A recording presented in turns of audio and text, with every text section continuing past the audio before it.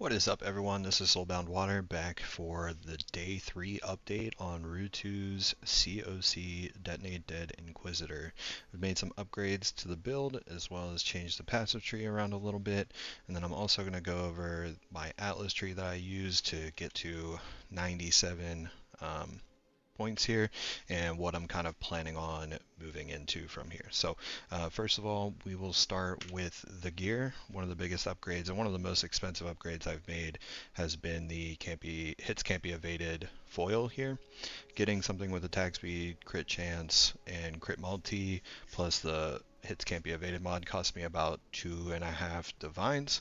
But the great thing about this obviously is that's going to allow us to remove this accuracy wheel here and spend those points elsewhere. And I'll go over that once we go into the tree. Otherwise, across my gear, I've just made, kind of smaller upgrades just to get more attack speed, more life, some chaos resistance. Really wanted to get into the positive chaos resistance, and we've managed to do that. So just a little bit better. Gloves, also got the Exarch implicit here for more attack speed. Got a new belt just with some flat armor, some life. I did lose some strength here, which kind of feels bad, but just that 14% CDR unveil and some more crafted chaos resistance.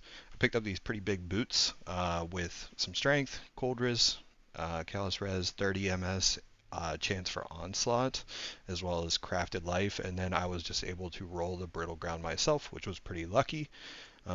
Doing that, I actually dropped the silver flask for a quartz flask, just because this brings me with lucky suppression up to like 95% suppression with the lucky chance should work out really well there. Plus, I just really like having phasing in maps, and with having onslaught available through boots, it didn't feel like I really needed it on a flask. However, for bosses, having that silver flask would be useful, or maybe running like 2 life flasks or something like that. Onto the shield, was able to find a 70% plus fire damage shield with some flat life, and the only other really important mod here is the crafted double damage mod, which is pretty helpful and can be a sizable DPS increase. This ring stayed the same, the uniques are all still the same here. My chest piece, really need to rework this. I just slammed some chaos res essences on it until I got something, serviceable, something without life, so we could take advantage of the 15% increased maximum life without a life roll on our chest. At this point, we have just flipped most of our gems into 2020s, or well, into 20 quality gems, and are going to be leveling them back to 20. But yeah, really want to upgrade this chest. I really want to get something that I can craft some physical taken as elemental damage to kind of help mitigate some of the physical damage that's coming in. This amulet here I picked up. It's not an ideal base for a lot of people, but I was able to get it cheap because of that, and we do still like the life regen. But big crit multi, big life, big resist, and then I just crafted on some area effect and area damage, which goes a long way with helping the clear. So my next real upgrades for the build are going to be kind of tied into what kind of drops I get and what kind of profit I can earn moving into like my more mapping strategies. I really do want to replace the gifts from above for a Polaric Devastation. Yoke of Suffering is also a really nice upgrade, but is very expensive, as well as Red Dream would be great to get consistent 3 endurance charges at all times. Overall, I'm about 6 to maybe 8 divines total invested, and again, still the biggest pieces being the weapon and the chest piece. One thing I didn't stress on was how good 20 quality Assassin's Mark is. I figured with just killing the enemies we'd have decent power charge uptime, but it really never felt that way in practice. Getting the 5% chance on hit is massive, and I would definitely recommend picking these up. I picked up a 20 quality one, I think, for about 14C, and it made a big difference with just getting consistent power charge uptime. One of the other big things is, again, since we picked up the hits can't be evaded foil, we drop precision in place of vitality, which again is just giving us more flat life regen, which is great. We have hit level 92 here. And right now, I think with everything equipped, we've got 10,000 armor and about 13,000 evasion, which goes up to about 19,000 armor and 16,000 evasion with everything popped, as well as 86% spell suppression there, which feels great. The build still feels really tanky. The clear is excellent, and this is what my skill tree looks like. Some of the notable stuff is, again, we drop these 2 points here because we no longer need the accuracy. Whenever you drop this, don't make the mistake like I did and end up like 1 or 2 points short of your dexterity and then have to replace it on a Joel, which I think I did over here. This Joel was really cheap, and it's double crit multi, which is massive, mostly because there was no life and I had to get dex somewhere, so this was a nice place to do it. And I think this thing cost me 10 chaos. Yeah, so we removed this wheel here. We picked up some elemental damage here. Yeah, and we went down here and grabbed Sanctity as well, because this is great for just flat armor and ES. So now we're sitting at about 730 ES, 4,500 HP. And I don't think that the build has changed too much. From here, what I'm going to do is probably pick up this other Joel socket and hopefully go for Red Dream next. It's kind of the next big ticket item I want to get to. The clusters are still going up, so I might try to roll them myself. I think it's still like Alt Regal, which is just not my favorite way of crafting, but I'll probably do some more research into that and see if that's the route I want to go.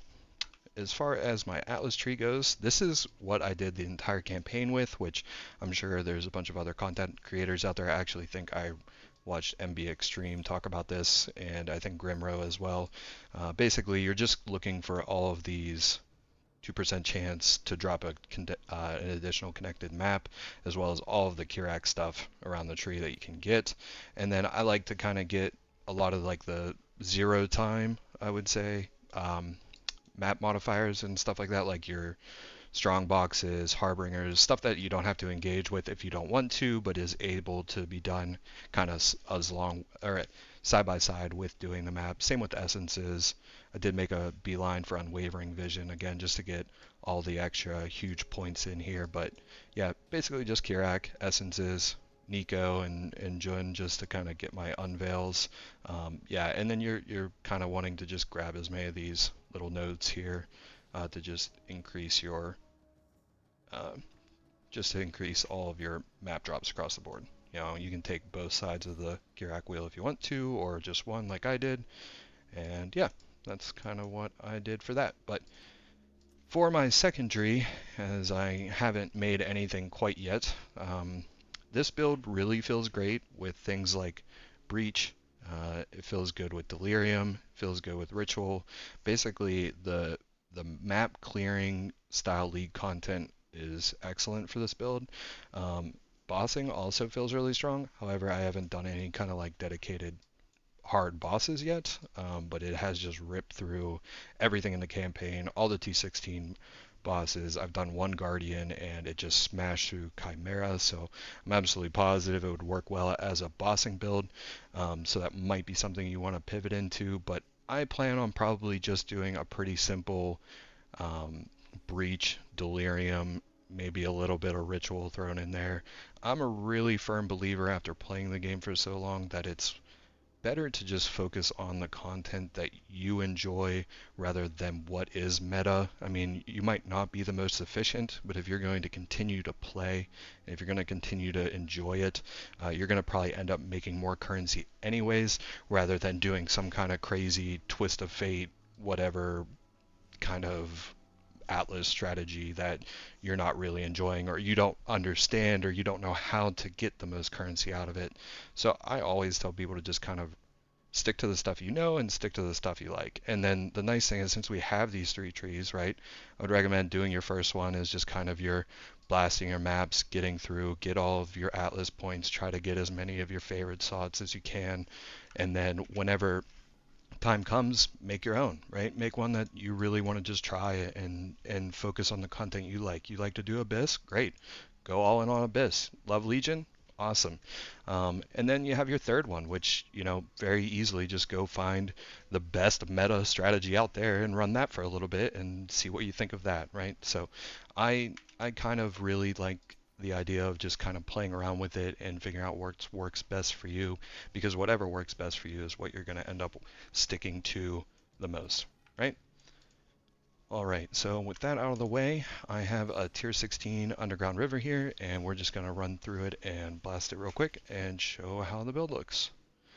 So I played around a little bit more with the Necropolis mobs. The crafting I'm still not great at, but with the monsters coming through, or the ones that you can select, the most advantageous one I've had so far has just been mobs converting to chaos orbs when killing, and I was able to maybe pull out like 30 or 35 chaos orbs from the map, which was pretty nice.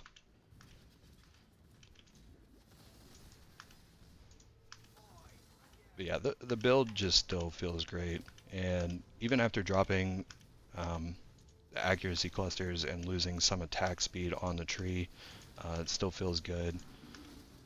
And it's nice to play kind of a cast on crit build that you're not super concerned with all of the breakpoints, right?